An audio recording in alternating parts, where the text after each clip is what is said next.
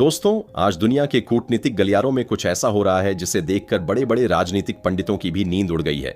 एक तरफ ब्रिक्स की बैठक, दूसरी तरफ अमेरिका की सख्त कार्रवाई, बीच में चीन की रहस्यमयी खामोशी और इन सब के केंद्र में मजबूती से खड़ा हमारा अपना देश भारत।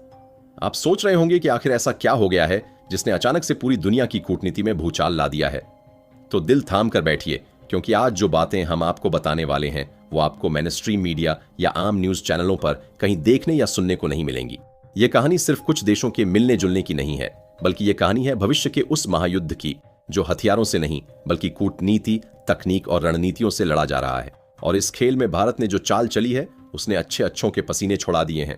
शुरुआत करते हैं देश की राजधानी नई दिल्ली से, जहां ब्रिक्स देशों के विदेश मंत्रियों की एक बेहद अहम बैठक चल रही है। ब्रिक्स यानी ब्राजील, रूस, भारत, चीन और दक्षिण अफ्रीका का वो संगठन जो खुद को पश्चिमी देशों और खासकर अमेरिका के एक मजबूत विकल्प के तौर पर पेश करता आया है।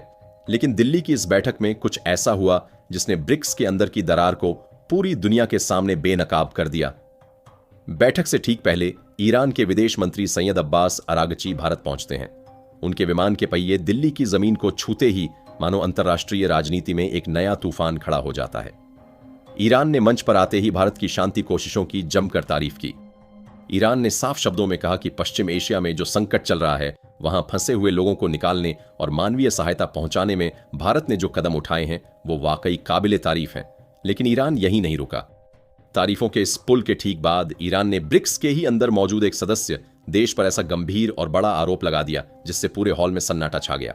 ईरान ने बिना किसी का नाम लिए बहुत ही तीखे शब्दों में कहा कि ब्रिक्स के अंदर ही एक ऐसा देश मौजूद है जो पश्चिम एशिया के इतने बड़े संकट पर ब्रिक्स को एक संयुक्त बयान तक जारी करने से रोक रहा है।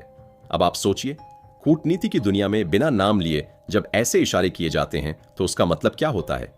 अंतरराष्ट्रीय मीडिया और बड़े बड़े कूटनीतिक जानकारों का सीधा इशारा उसी देश की तरफ है जिसके इजराइल के साथ बहुत करीबी और गहरे रिश्ते हैं। अब यहां सबसे बड़ा सवाल यह उठता है कि अगर ब्रिक्स, जो पश्चिमी ताकतों को चुनौती देने का दावा करता है, वो अपने सबसे बड़े अंतर्राष्ट्रीय संकट के समय एक साझा बयान तक नहीं दे पा रहा है, तो फिर इस संगठन की ताकत और इसकी एकता पर तो सवाल उठना तय है। क्या ब्रिक्स अंदर ही अंदर बढ़ता जा रहा है? इस पूरी रस्साकशी के बीच भारत की स्थिति सबसे ज्यादा दिलचस्प और चुनौतीपूर्ण है। भारत के लिए यह किसी दोधारी तलवार पर चलने से कम नहीं है। एक तरफ भारत के ईरान के साथ बहुत पुराने और गहरे ऐतिहासिक रिश्ते हैं, चाहे बात ऊर्जा की हो, चाबहार पोर्ट के जरिए कनेक्टिविटी की हो या फिर मध्य एशिया तक पहुंचने के रास्ते की। ईरान भारत के लिए हमेशा से एक अहम साझीदार रहा है। लेकिन दूसरी तरफ भारत के पश्चिमी देशों और खासकर अमेरिका, यूरोप और इजराइल के साथ रणनीतिक, आर्थिक और रक्षा संबंध अपने चरम पर हैं। ऐसे में भारत बिल्कुल भी नहीं चाहता कि वह खुलकर किसी एक पक्ष के साथ खड़ा दिखाई दे और दूसरे पक्ष को नाराज कर दे।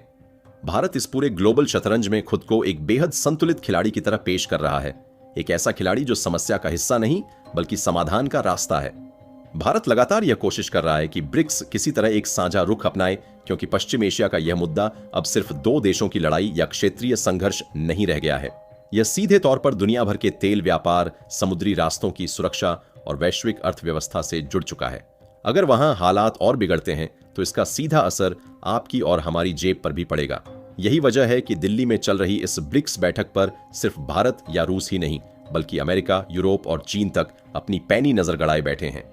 हर कोई यह देखना चाहता है कि क्या भारत कोई ऐसा जादुई फॉर्मूला निकाल पाएगा जिससे दोनों पक्षों की बात भी रह जाए और ब्रिक्स की साख भी बच जाए। लेकिन दोस्तों, कहानी में असली ट्विस्ट सिर्फ ईरान का यह बयान नहीं है। इसके पीछे का समय और भी ज्यादा महत्वपूर्ण है। आप खुद सोचिए, यह बयान ऐसे वक्त पर आया है जब दुनिया कई हिस्सों में बंटी हुई है और इसी बीच दुनिया के दूसरे कोने से एक और बहुत बड़ी खबर सामने आती है जिसने भारत और अमेरिका के बीच एक नई बहस को जन्म दे दिया है। अमेरिका ने हाल ही में मुंबई से जुड़े एक बहुत बड़े फार्मा नेटवर्क पर बेहद सख्त और बड़ी कार्रवाई कर दी है। अब आप कहेंगे कि मुंबई के एक फार्मा नेटवर्क से अमेरिका को क्या परेशानी हो सकती है? तो आपको बता दें कि अंतर्राष्ट्रीय राजनीति में जो दिखता है असल में खेल उससे कहीं ज्यादा गहरा होता है। इस कार्रवाई के बाद कई तरह के सवाल खड़े होने लगे हैं कि आखिर अमेरिका ने इतना कड़ा कदम क्यों उठाया और इसका भारत के व्यापारिक नेटवर्क पर क्या असर पड़ेगा।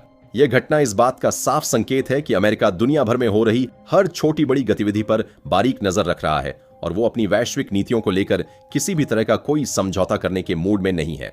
इस कार्रवाई ने यह भी साफ कर दिया है कि भारत को अपने घरेलू और अंतर्राष्ट्रीय नेटवर्क्स को कितनी सावधानी से संभालना होगा ताकि पश्चिमी देशों के साथ उसके मजबूत होते रिश्तों में कोई खटास ना आए।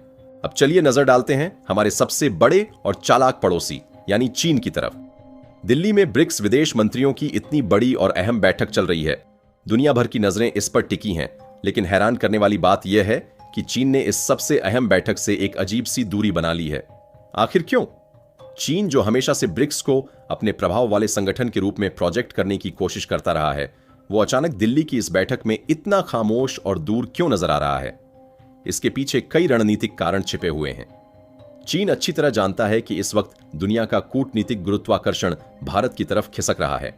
पश्चिम एशिया के मुद्दे पर ईरान का भारत आकर भारत की तारीफ करना चीन को बिल्कुल रास नहीं आ रहा होगा, क्योंकि चीन खुद को पश्चिम एशिया में एक बड़े मध्यस्थ के रूप में स्थापित करने का सपना देख रहा है।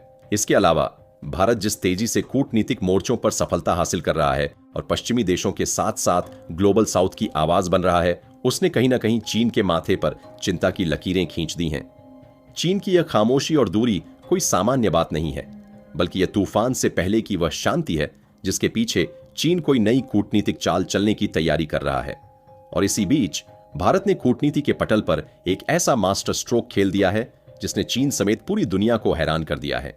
जब एक तरफ ब्रिक्स में पश्चिम एशिया को लेकर तनाव है और चीन दिल्ली से दूरी बनाए हुए है, ठीक उसी समय भारत ने चुपचाप जापान के साथ एक ऐसी बड़ी तैयारी शुरू कर दी है जो भविष्य के विश्व युद्ध की दिशा तय करने वाली है। और यह युद्ध हथियारों से नहीं बल्कि टेक्नोलॉजी से लड़ा जाएगा।